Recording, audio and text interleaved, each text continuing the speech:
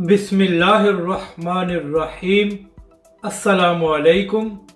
आप देख रहे हैं यूट्यूब चैनल आम सी बातें।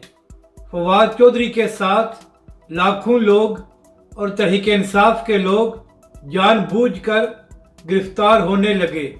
इस वीडियो में हम इसी के मुतालिक बात करेंगे।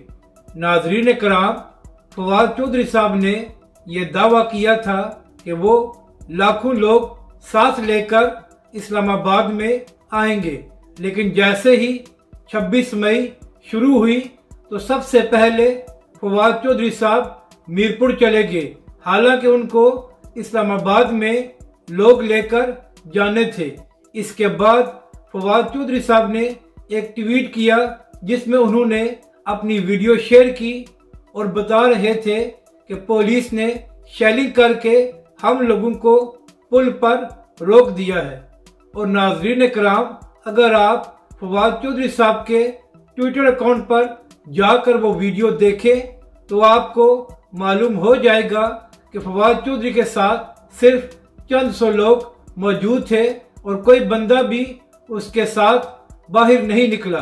और शायद यही वजह थी कि फवाद चौधरी की पूरा दिन यही कोशिश रही वो किसी तरह भी इस्लामाबाद की तरफ ना जाएं।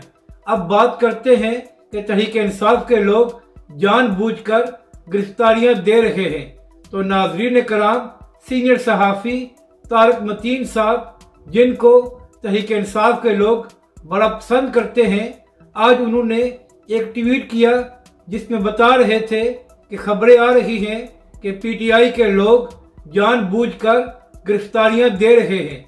इसके बाद तारक मतीन साहब ने यह भी दावा किया कि मेरे सोर्सेज ने यह बात कन्फर्म की है कि पीटीआई के दो अहम रहनुमा जानबूझकर गिरफ्तार हुए हैं।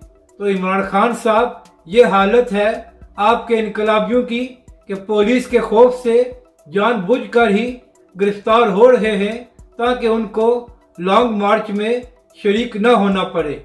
अपनी राय का ज़रूर इजहार करें कि आपको ये वीडियो कैसी लगी और हमारे इस चैनल को भी सब्सक्राइब करें।